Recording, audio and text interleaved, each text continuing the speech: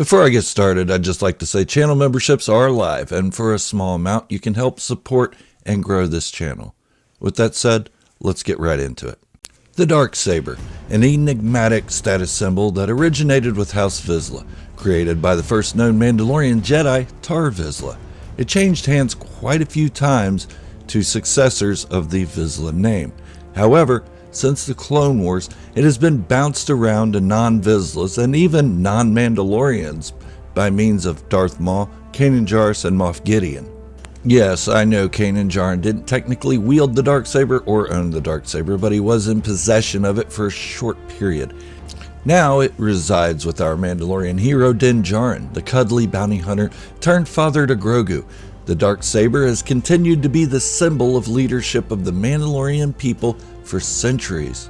But should it continue to be that symbol, and has it really always been that symbol, of which a Mandalorian will use to rally their people behind them? Much like many of the monarchs of our own world, the crowns dissolve, a new system of government is created, and the ones that remain have nowhere near the power they held during the golden years of their monarchy. I've heard some viewers say that the Darksaber should remain viable, that it's a Mandalorian symbol and cultural thing, and that's fair to say. Don't worry, I do think those are valid arguments.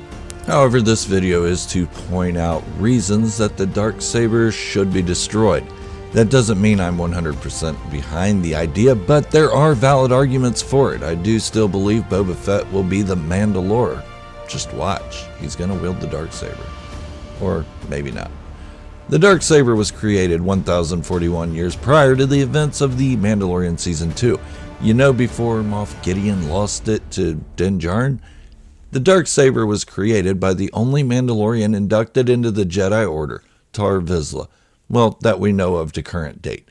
Tar was a great Jedi warrior and went on to be the leader of the Mandalorian people, an amazing leader. However, when he became the Mandalorian leader, he passed on the Darksaber to the Jedi, where they stored it in the Jedi Temple archives, where during the final days of the Old Republic, members of House Vizsla broke in and took the Darksaber. From the end of the Old Republic until the middle of the Clone Wars, it was passed down from generation to an heir of the Vizsla name. That is, until Pre-Vizsla was defeated by Maul in single combat during the Clone Wars. Maul then took the blade and deemed himself leader of the Mandalorian people.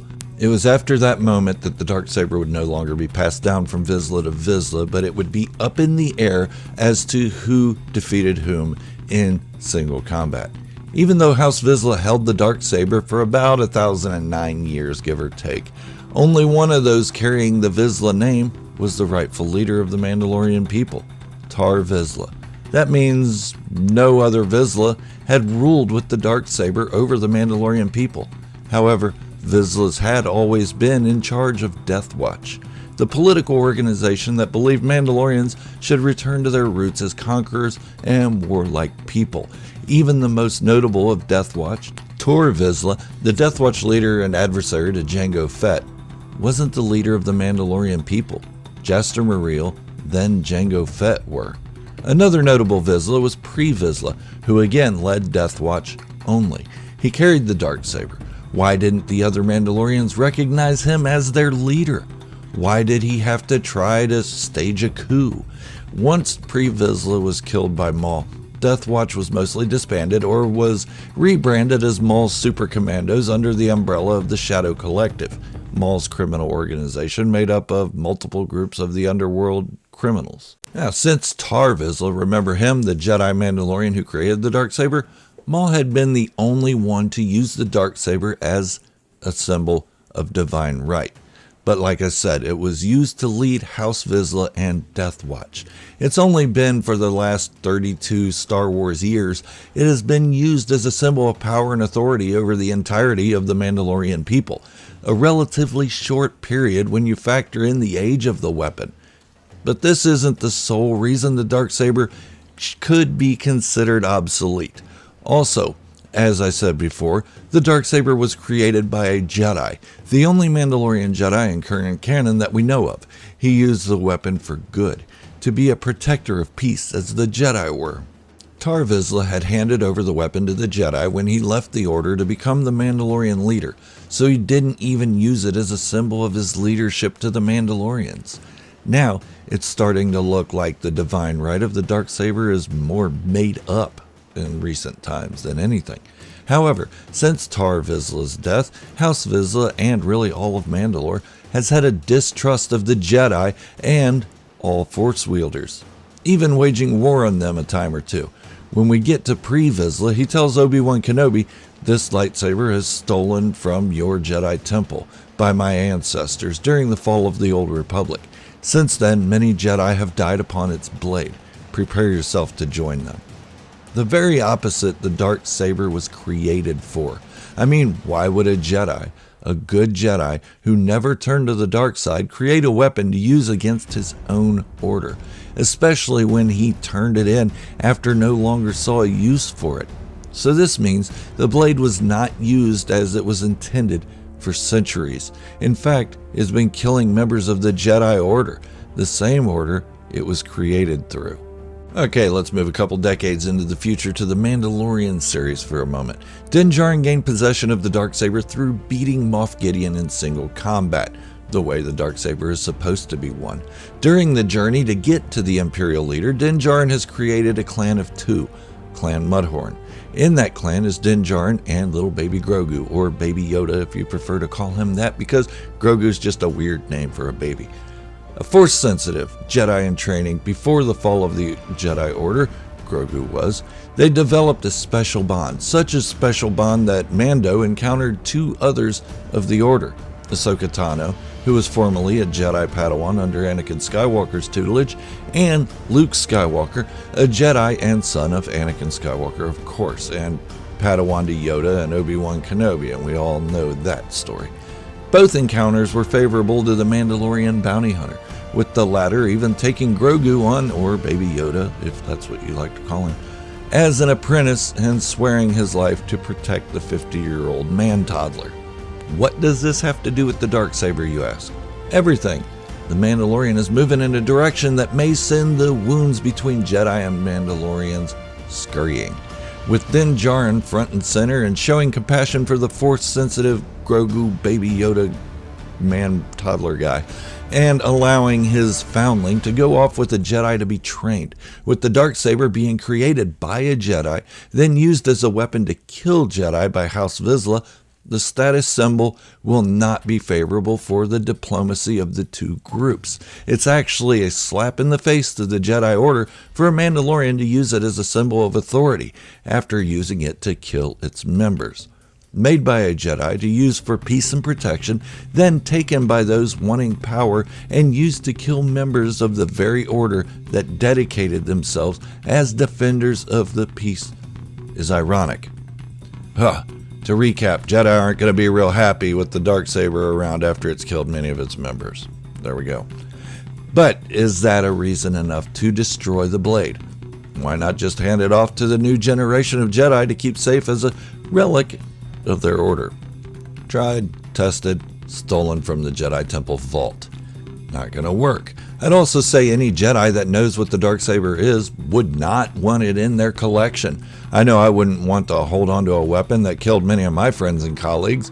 Let's also not forget the fact that any rogue Mandalorian would go after the blade and kill its current owner to obtain it. I'm looking at you, Bo-Katan Kryze, or Bo-Karen if you like to be called. But is this enough to destroy the blade? Maybe, but not entirely. My next point is its actual use.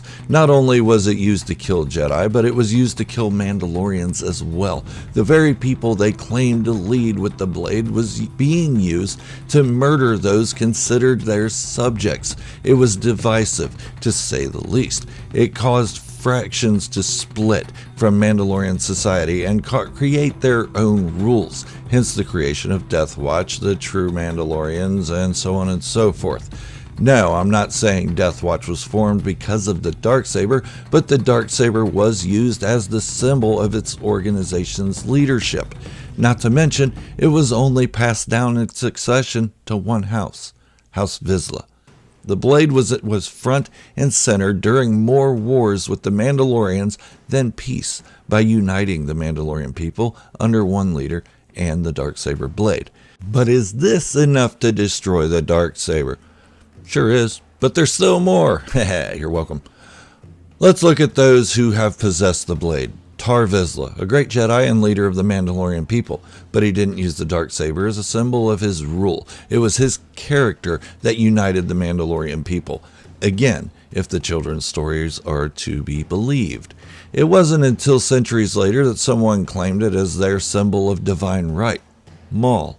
But how many Mandalorians honored him as the leader of the Mandalorian people just because he had the Darksaber? Other than his super commandos, who were formerly Death Watch? None.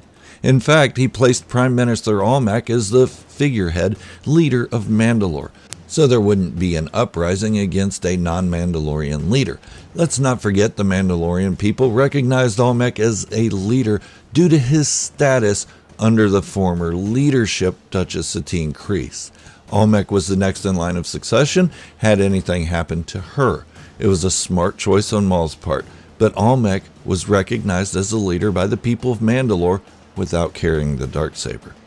Okay, moving on. Sabine Wren, who also possessed the Darksaber, she didn't even consider herself the leader of the Mandalorian people. In fact, she gave it to her own mother and was betrayed by her mother. Eventually, she gave it to Bo-Katan Kryze. Bo-Karen, how you doing? Who actually was considered leader of the Mandalorian people for a short time, until the Empire came in and took the Darksaber and wiped out a bunch of the Mandalorian people, which leads me to Moff Gideon, who was seen as the Mandalorian leader. Just because he had the Darksaber? Nope. In fact, Din Djarin didn't even know who Moff Gideon was. Had Gideon been the undisputed leader, Din Djarin's organization, the Children of the Watch, would have told him about it, or at least told him about the Darksaber's divine power. Din Djarin didn't even know what the Darksaber was, and he's in his 40s, well old enough to have heard the other Mandalorians discuss it, right? And that brings me to the current wielder of the Black Blade, Din Djarin. Does anyone see him as the undisputed Mandalore? Nope. In fact, he was kicked out of his own covert, the Children of the Watch, for removing his helmet. Bo-Katan Kryze also doesn't recognize him as her leader. She's staging a coup to get the Darksaber back from him. Power corrupts completely. Bo-Karen? So, when you boil it down to its simplest terms, only two Mandalorians that we know of have been recognized as the divine leaders of Mandalore while holding the blade. Tar Vizsla, and some 1,000 years later, Bo-Katan Kryze. The Darksaber has never been recognized as a symbol of divine right, only by a few outside House Vizsla. So with its creation by a Jedi, then its use to kill members of the same order, the deaths of many Mandalorians by those who have wielded it, and the fact it has not been recognized by all of Mandalorian society. It has no place in existence anymore, and it seems like just the upper echelon consider it a thing. It has divided more than it has unified, and not just with the Mandalorian people, but throughout the galaxy. The Darksaber needs to be destroyed, not wielded, not seen as some status symbol. There is one Mandalorian artifact that could be seen as a symbol of divine leadership, and that's the Mask of Mandalore, but I'll get into that in another video. So what do you think? Should the Darksaber continue as a symbol of Mandalorian leadership, or should it be destroyed? Those shouldn't be the only two options. If you have other options, let me know. Leave a comment down below. I'd love to hear from you. This is Gerald from Star Wars Fanatics signing off, wishing you all great health, happiness, and peace. Thank you all for watching, and remember, this is the way.